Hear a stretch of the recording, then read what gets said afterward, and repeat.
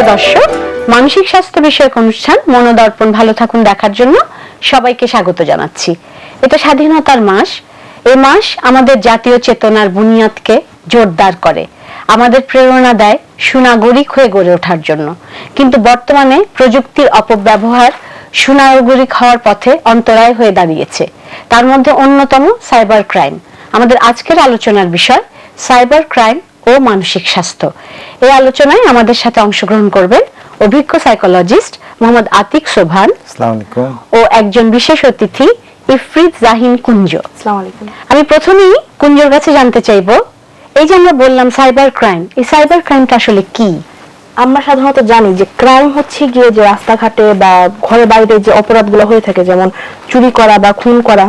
কিন্তু cyber crime হচ্ছে গিয়ে এমন এক ধরনের স্পেশালাইজড অপরাধ যেটা কিনা অনলাইনের মাধ্যমে করা হয়ে থাকে, যেটা বেসড থাকে ইন্টারনেটের মাধ্যমে যে অপরাধগুলো করা হয়ে থাকে তাকেই আমরা অ্যাকচুয়ালি স্পেশালাইজ করি সাইবার ক্রাইম হিসেবে। আচ্ছা, তো তুমি একটু উদাহরণ দিতে পারো? যেমন হচ্ছে গিয়ে একজন অনলাইন শপ থেকে একটা জিনিস কিনলো। অনলাইন শপ, অনেকে আছে অনলাইন শপ চালায়, সেখানে মনে করেন সে বিভিন্ন রকমের গুডস সেল করে, তারপর আইটেম সেল করে, প্রোডাক্ট সেল করে। তো একজন বললো যে আমি প্রোডাক্টটা কিনবো, আমি এটার জন্য আপনাকে আমি বলছি যে আপনি আমাকে মানে সেন্ড করে দেন। অনেক সময় দেখা যায় যে মালিক প্রোডাক্ট সেন্ড করে দিচ্ছে, কিন্তু সেই মানে যে বায়ার সে টাকা দিচ্ছে না, টাকা না দিয়ে সে তার মোবাইল টোবাইল অফ করে দিল বা তার ফেসবুক আইডি ডিঅ্যাক্টিভেট করে দিল। তো কি হলো যে মানুষটা তো ঠকে গেল। এটাও এক ধরনের ক্রাইমের মধ্যে পড়ে যায়। অনেক সময় দেখা যাচ্ছে যে মানুষ মানে একটা মানুষ ফেসবুক চালাচ্ছে বা কোনো একটা সোশ্যাল সাইট চালাচ্ছে, টুইটার চালাচ্ছে, তাকে থ্রেট দেওয়া হলো, ডেথ থ্রেট দেওয়া হলো বিনা কারণে।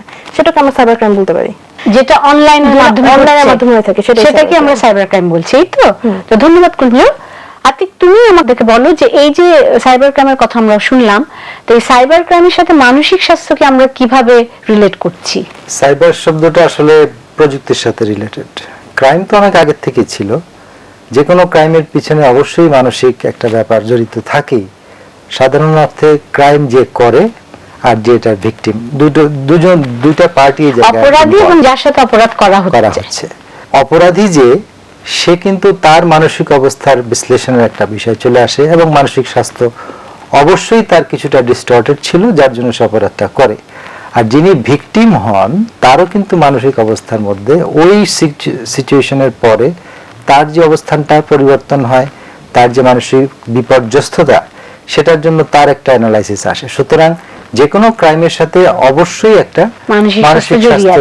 এবার এটার সাথে আমরা মিলিয়ে দিই এবার সাইবার শব্দটা ডেফিনেশন থেকে যেটা বুঝলাম, আমাদের এখন প্রযুক্তির এই যুগে সবকিছুই ইন্টারনেট বেসড।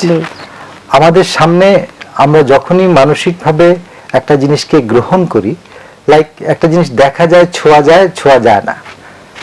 তো সাইবার ক্রাইমের বিষয়টা পুরোটা একটা ভার্চুয়াল ওয়ার্ল্ড, যেখানে দেখা যাচ্ছে কিন্তু ধরা যাচ্ছে না। আর আমরা তখন একটা অপরাধ প্রবণ মনোবৃত্তি নিয়ে এগোই যে আমাকে তো কেউ ধরতে পারবে না, আমাকে তো কেউ দেখছে না, আমি দেখছি কিন্তু আমাকে ওই পার্টি দেখছে না। যেমন ও বললো যে কুঞ্জ অনলাইনে কিছু একটা প্রোডাক্ট কিনলো, অনলাইন অনেক শপিং হলো, কিন্তু সে সব সে ডিঅ্যাক্টিভেট করে রেখে দিচ্ছে, তাকে তার খুঁজেই পাচ্ছে না। তার যে মানসিক অবস্থান, এটা ওই জিনিসটাকে সে হয়তো পারিপার্শ্বিকতার কারণে বা তার মানসিক সুস্থতার কারণে বা যে কোনো কারণে সে এতদিন এটাকে অবদমন করে রেখেছিল। যখনই তার কাছে এই প্রযুক্তিগত সুবিধাটা এসে গেল, তখন সে কিন্তু এটা বুঝে হোক, কেউ একটা অংশ বুঝে করছে, আর একটা অংশ কিন্তু না বুঝেও করে ফেলতে পারে। কেউ ডেলিভারিটলি করছে, কেউ না বুঝে করছে। এটা কিন্তু কোনো না কোনো ভাবে যাকে করা হচ্ছে, যে অপরাধী বা যে ভিকটিম, যে এটার জন্য সাফার করবে, তার মানসিক অবস্থানকে বিপর্যস্ত করছে। তো এইভাবেই আমি রিলেট করতে চাচ্ছি যে যেখানেই ক্রাইম থাকবে, এখানে দুটো এন্টিটি থাকবে, একজন অপরাধ, একজন অপরাধী। এটা সাইবার ভিত্তিক হোক আর এটা সাধারণ আমাদের আগের পরিস্থিতির ক্রাইম হোক, মানসিক অবস্থান তো অবশ্যই আছে। অনলাইনে সে তোমার কাছ থেকে একটা জিনিস নিল, পেমেন্টটা করলো না, তো এটা এক ধরনের ঠকানো না থাকে? এক্স্যাক্টলি, এই যে মানসিকতাটা, এটাই মানসিক অবস্থান। এটাই মানসিক অবস্থান। আমি একজনকে কেন চিট করব বা আমি একজনকে কেন ঠকাবো, এখানে তার পার্সোনালিটিটা, মানে এখানে আমরা যেটা দেখতে পাচ্ছি, টেকনোলজি এখানে এই সুযোগটাকে খুব সহজ করে দিয়েছে, যে অপরাধ করার সুযোগটাকে। না, ওই যে আরেকটা পয়েন্ট এই জায়গায় খুব ইম্পর্টেন্ট, আমরা সাধারণভাবে যদি চিন্তাই করি তাহলে কিন্তু আমার ধরা পড়ার একটা চান্স রয়ে গেছে। এবং ধরা পড়লেই কিন্তু আমাকে ভীষণ শাস্তি আছে। শাস্তি হবে। কিন্তু সাইবার ক্রাইমে গেলে দেখা যাচ্ছে যে আমাকে অপরাধী কিন্তু পালিয়ে যাচ্ছে। এত সহজে কেউ ধরতে পারছে না, কারণ আমাকে ট্রেস করবে কিভাবে? সেটাই। ওই প্রযুক্তি আমি শিওর চলে আসছে, আমরা পরে শুনবো। আচ্ছা কুঞ্জু, তুমি কিছু বলতে চাচ্ছিলে? এই ঘটনাটা ধরেন যে কোনো দোকানে হলো, যে দোকানদারকে গিয়ে বললো যে ভাই আমি প্রোডাক্টটা কিনবো, আপনি আমাকে প্রোডাক্টটা নামাই দেন, দেখি আমি। তো কি হলো, মানে সে বায়ার প্রোডাক্টটা নিয়ে দৌড় দিয়ে চলে গেল। ব্যাপারটা অনেকটা কিন্তু সেরকমই, জাস্ট প্লেসটা চেঞ্জ। একটা হচ্ছে গিয়ে রিয়েল লাইফে, আর একটা হচ্ছে গিয়ে ভার্চুয়াল লাইফে। ভার্চুয়াল লাইফে যে অপরাধগুলাই, সেগুলোকে অ্যাকচুয়ালি আমরা সাইবার ক্রাইম হিসেবে বলে থাকি। অপরাধীর সাইকোলজিও সেম, ভিকটিমের সাইকোলজিও আমি সেম, ওটা বলতে চাচ্ছি। সেটাই সবই সেম, জাস্ট অবস্থানটা পরিবর্তিত। চুরিতেই সীমাবদ্ধ থাকছে নাকি অন্য ধরনের অপরাধ? এটা আমরা হচ্ছে একটু গিয়ে জানতে কি, চাই cyber crime-এ। অন্য ধরনের অপরাধটা যেমন আমি ধরেন আমার একটা ছবি দিলাম ফেসবুকে, নর্মাল একটা ছবি দিলাম, আমার ফেসবুক অনেক ছবি আছে। তো দেওয়ার পর ধরেন একটা মানুষের ছবিটা খুব ভালো লাগলো, বা সে অন্য আরেকটা মেয়েকে আমার ছবি দিয়ে অ্যাবিউজ করবে। সে কি করলো, আমার ছবিটা নিয়ে ফেসবুকে একটা ফেক আইডি খুললো। ফেক আইডি খুলে সে বিভিন্ন মানুষজনকে থ্রেট দিয়ে বেড়াচ্ছে। আমি কিন্তু কিছুই জানি না, কিন্তু আসামি কিন্তু আলটিমেটলি আমি হচ্ছি। কেন হচ্ছে? মানে আমার ছবিটা ইউজ করা হচ্ছে। ওই যে যেই লোকটা কাজটা করছে, তাহলে কিন্তু মানে দেখা যাচ্ছে যে হ্যাঁ এখন অনেক প্রযুক্তি চলে সেভাবে ধরা ছোঁয়ার বাইরে। করার, বাট তার ধারণা যে হ্যাঁ আমি তো ওকে কালার করছি, আমাকে তো কেউ ধরতে পারবে না, ধরতে পারবে যা না। ধরার কুঞ্জকেই ধরবে। Things like this. সাইবার ক্রাইমে আরেকটা সুবিধা সবাই ভাবে যে হ্যাঁ আমি তো মনে হয় ধরা ছোঁয়ার বাইরে, কেউ কিছু করতে পারবে না। কিন্তু এখন আল্লাহর রহমতে প্রযুক্তি অনেক ডেভেলপ করেছে। এখন মানে লোকেশন ট্র্যাক ডাউন করা যায়, যে ক্রাইমটা কোন জায়গা থেকে করা হয়েছিল। মোবাইল গুলো যে আমরা ইউজ করি, বা মানে ডিভাইস গুলো ইউজ করি, প্রত্যেকটা একটা করে নাম্বার থাকে, মোবাইলে থেকে ইএমআই নাম্বার, ওই নাম্বার গুলো ট্র্যাক ডাউন করা যায়। ওই সরকারের কাছে সেই প্রযুক্তি আছে করার, এবং করা যায়। এখন সবাই ভাবে যে না সাইবার ক্রাইম হলে আমি মনে হয় বেঁচে যাবো, বাট বেঁচে থাকার কোনো উপায় নেই। উপায় নেই। উপায় নেই। তাহলে এটা তো একটা পজিটিভ সাইড আমরা দেখতে পাচ্ছি। তো আতিক, তুমি একটু বলো আমাকে যে এই যে ও যে বললো, তো এখানে আমি আবার মানসিক স্বাস্থ্যকেই নিয়ে আসছি, যেহেতু আমরা আজকে মানসিক স্বাস্থ্য নিয়ে কথা বলছি, যে সাইবার ক্রাইম যারা করছে তাদের মানসিক স্বাস্থ্য এবং যে যার সাথে অপরাধটা হচ্ছে, এই দুজনের পার্সোনালিটি প্যাটার্ন এবং দুজনের মানসিক স্বাস্থ্য সম্পর্কে যদি একটু সংক্ষেপে বলো। আমি যে ভিকটিম তাকে আগে আনি, কারণ সে ওর উদাহরণটা থেকে যদি আমরা দেখি যে তার ছবিটা ব্যবহার করে কিন্তু এই জায়গায় অ্যাবিউজ করা হচ্ছে। তো যখনই একটা মানুষ দেখে যে আমি এই জায়গায় আমার দোষ নাই, অথচ আমাকে অ্যাবিউজ করা হচ্ছে এবং আমার গায়ে লাগছে জিনিসটা, ইমিডিয়েটলি কিন্তু তার যে ক্ষতিটা হয়, তার সেলফ এস্টিমটা ডাউন হয়ে যায় এবং তার কনফিডেন্স লেভেল নিচে চলে আসে। এবং একটা স্টেজে কিন্তু সে মনে করে যে আমি হয়তো একটা লজ্জিত অবস্থা, অপরাধবোধ কাজ করে। অপরাধবোধটা আসে যে অপরাধ না করেও তার ভিতরে অপরাধবোধ কাজ করছে। এখন এই জিনিসটা আবার আমাদের যেহেতু কমিউনিটি বেসড, আমাদের নেইবারহুড, আমাদের প্রতিবেশী, আমাদের সমাজ, এটাকে আবার কিন্তু একটা মুখরোচক আলোচনায় হয়, যাতে করে পুরো ফ্যামিলিটাই কিন্তু নিগৃহীত হচ্ছে যে তোমার মেয়েকে তুমি এগুলা করো।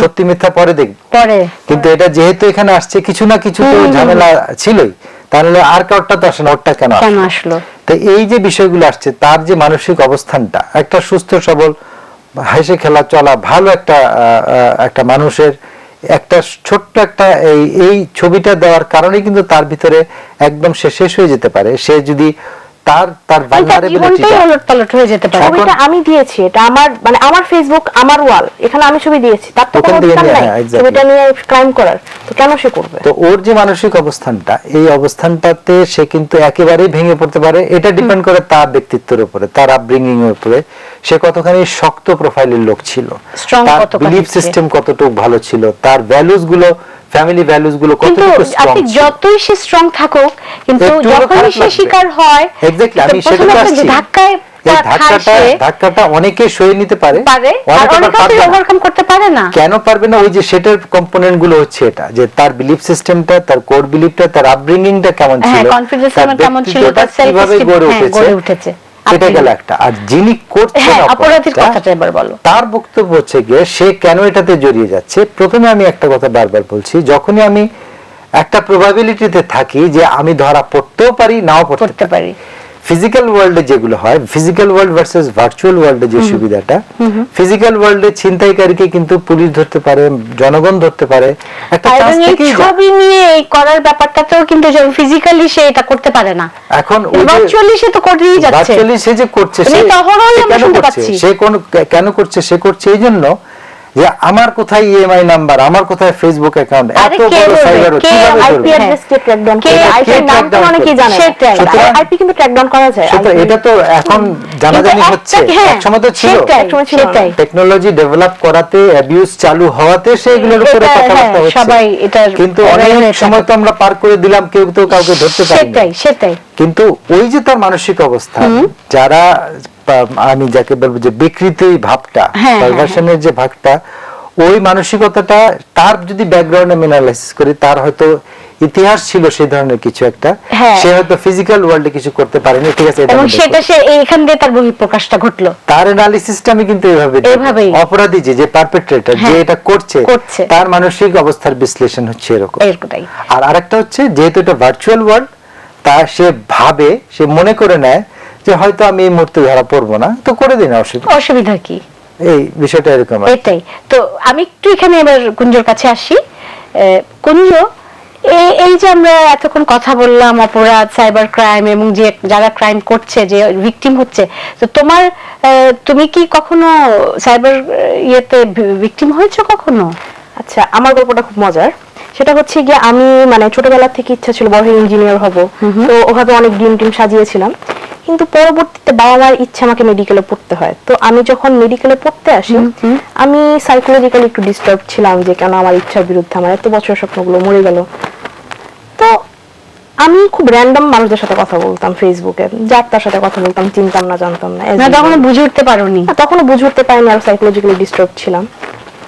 তো একটা ছেলের সাথে আমার পরিচয় ফেসবুকে, পরিচয়, আসলে কোনোদিন দেখাও হয়নি তার সাথে। আমার কোনোদিন ভিডিওতে, যে স্কাইপিতেও কথা হয়নি বা ভিডিও আলাপ মানে হয়নি। তুমি ওকে দেখোনি? ওকে আমি ফিজিক্যালি দেখি না, জাস্ট ছবি দেখি ফেসবুকে। যাই হোক, একটা পর্যায়ে গিয়ে তো সে আর কি আমাকে প্রেমের প্রস্তাব দেয়। আচ্ছা। আমার পারিবারিক ব্যাকগ্রাউন্ড, তারপর হচ্ছে আমার নিজের শিক্ষাগত যোগ্যতা, আমি সবকিছু চিন্তা ভাবনা করে বললাম, দেখো এটা তো সম্ভব না। আমিও তার প্রতি মানসিকভাবে দুর্বল হয়ে গিয়েছিলাম, যেহেতু তুমি মেন্টালি ডিস্টার্ব ছিলে।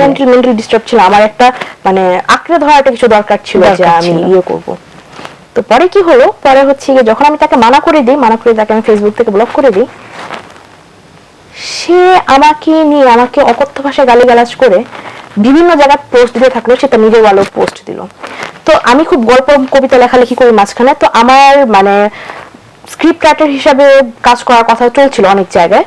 তো তার ওই কাজটার কারণে মানে সে আমাকে মিডিয়াতে রীতিমতো বলে না যে মিডিয়াটা কালার করে দিয়েছে, অনেকটা এক্স্যাক্টলি সে এই কাজটাই সে করার কারণে আমার কাছে যত প্রজেক্ট আসছিল, যেসব প্রস্তাবগুলো আসছিল লেখালেখি করার, সবগুলো প্রস্তাব হাত থেকে ছুটে গেল, রিফিউজড হয়ে গেল। আমাকে সে বাবা মা তুলে গালিগালাজ, আমার পরিবারকে তুলে গালিগালাজ। তুমি যে বলেছিলে যে তখন আমি যেহেতু মানসিকভাবে খুবই ডিস্টার্ব ছিলাম, তো একটু কিছু একটা আঁকড়ে ধরার জন্য আমি কিছুক্ষণের জন্য হলে তার প্রতি দুর্বল হয়ে গেছিলাম। তারপর তুমি যে রিফিউজ করলে, সেটার পিছনে কি কি যুক্তি ছিল তোমার? আচ্ছা, রিফিউজ করলাম এটার পিছনে না যুক্তি হচ্ছে গিয়ে যে পারিবারিক একটা ব্যাপার ছিল। আমি সবসময় চেতাম মানে আমার বাবা মাকে না জানিয়ে আমি কোনো কাজ সাধারণত করবো না। তো সে যখন দিল প্রস্তাব, তখন আমি মোটামুটি সিদ্ধান্ত নিয়ে বাসায় জানাবো। কিন্তু পরে আমি একটু অ্যানালাইসিস করে দেখলাম যে আসলে সিদ্ধান্ত এটা জানানোর মতন এখনো হয় নাই। আর একটু অ্যানালাইসিস করে দেখলাম যে দেয়ার ইজ সাম প্রবলেম, এখানে কিছু বেশি সমস্যা আছে। তো পরে ভাবলাম যে যেহেতু বেশি সমস্যা, তাহলে এটাকে আমি নাই বলে দিই। পরে যেটা হয় যে আমি তাকে বলি, দেখো এটা তো ভাবে সম্ভব না, আমার মনে হয় আমাদের মানে সরে আসাই উচিত। তো সে প্রথমে কোনো রিয়াক্ট করেনি, কিন্তু আমি যখন মানে 15 দিন পর 20 দিন পরে কোনো আমার দিক দিয়ে রেসপন্স করছি না, তখন বলতে গেলে সে খুব রেগে গেল। হ্যাঁ, কেন করছে না সে? তো সে আর কি আমাকে মানে থ্রেট দিয়ে, আমাকে যেভাবে সে থ্রেট দিয়েছে, আমি চাইলে তার বিরুদ্ধে অনেক অ্যাকশন নিতে পারি। সে আমাকে থ্রেট দিয়ে আমাকে গালিগালাজ করে ফেসবুকে পোস্ট দিচ্ছে। সবাই মানে যারা আমাকে চিনে না, তারাই বলে কি হ্যাঁ আমি তোকে চিনি, তো খুব খারাপ একটা মেয়ে। মানসিকভাবে আমি এতটা ডিস্টার্ব হয়ে গিয়েছিলাম ঘটনার পর। তারপর হচ্ছে গিয়ে বাসায় আমার আব্বা আম্মাকে জানালাম, তো তারা একটু অনেক এগুলো হয় স্বাভাবিক, এগুলো বাদ দাও, ইগনোর। আচ্ছা, এই জায়গাটাতে আতিক তুমি যদি একটু এখানে অ্যাড করো, যে এই যে বললো কথাটা, আমরা জানি যে সাধারণত এই ধরনের ক্ষেত্রে, এইসব ক্ষেত্রে পরিবার থেকে বাবা মাই সব থেকে বেশি রিয়াক্ট করে থাকেন, কিন্তু ওনারাই কিন্তু ওকে বলেছিলেন যে এগুলোকে ইগনোর করো। তুমি কি কিছু বলবে? এটা আমি বলতে চাচ্ছি যে ওর যে সাইকোলজিক্যাল ভালনারেবিলিটি, এটাকে সাপোর্ট করার জন্য we call it support system. Family is a very very important এই ক্ষেত্রে, এখানে রোল প্লে করে। এখন বাবা মা, ওর কথাটা থেকে ধরে নিই আমি, যে বাবা মা যদি বলতো ইগনোর করো, ইগনোর না করে যদি ওকে দোষারোপ করতো যে তুমি কেন করতে গেছো, তাহলে তো আরো ভেঙে পড়তো। তাহলে সে তো আরো ভেঙে পড়তো। তো এই যে সাপোর্টিভ একটা অ্যাটিটিউড বা সাপোর্টিভ এই প্রোটেকশনটা, এটা খুবই positive। ইট ইজ ভেরি, এটা আমার মনে হয় সমস্ত বাবা মার জন্য একটা লেসন হতে পারে, যে লেসন হতে পারে, তুমি এক্স্যাক্টলি। আগে বোঝো যে তোমার বাচ্চার কি হয়েছে, এবং তার কাছ থেকে তারা শোনো। নিশ্চয়ই জানেন যে আমার মেয়েটা কিরকম, সে এই কাজ Exactly। করতে পারে না, হ্যাঁ। এই বিশ্বাসটা তাদের এই ছিল। বিশ্বাসটুকু অন্তত থাকা উচিত, তা না হলে তো থাকা উচিত। তার নিজের মেয়ে তো, তাই ইনস্টেড সেটা না করে তাকে কারেক্ট করার জন্য যদি আমরা লেগে যাই যে এটা শাস্তি দিতে হবে, তোমারই ভুল, সমস্ত দোষ তাকেই দেওয়া হয়, এতে হয় কি সে তো নিজেই সাফার করছে, সে তো ভিকটিম। Already তো সে আমি বিপর্যস্ত। হচ্ছে গিয়ে আমি তার কিন্তু ভিতরে এটা অস্বীকার কিন্তু আমি করবো না যে আমার দোষ নেই, যে আমার দোষ কিন্তু এখানে আছে যে আমি তাকে সুযোগ দিয়েছি আমার সাথে কথা বলার। না, তুমি তো তখন বুঝোনি যে বুঝিনি, এই ধরনের এটা এক পরিণতি প্রকার হতে দোষ, পারে। বা এটা ইম্যাচুরিটির কারণে হতে পারে, আমি অস্বীকার করবো তুমি না তো যে বলেছো আমি- তখন তুমি মেন্টালি ডিস্টার্ব ছিলে, Mentally কাউকে আঁকড়ে disturbed ধরতে ছিলাম। চেয়েছিলে, বন্ধু ভেবেছিলে তাকে, কিন্তু সে যে এই পরিণতি হবে সেটা তো তুমি বুঝতে পারোনি। তো এনিওয়েজ, ধন্যবাদ কুঞ্জ, আতিক। আমরা এখন বিরতিতে যাব। তো বিরতির পর আমরা আসলে আরো অনেক আলোচনা করব এই ব্যাপারটা নিয়ে। তো দর্শক, এখন বিরতি, কোথাও যাবেন না, আমাদের সাথেই থাকুন, ফিরছি আবার সাইবার ক্রাইম নিয়ে।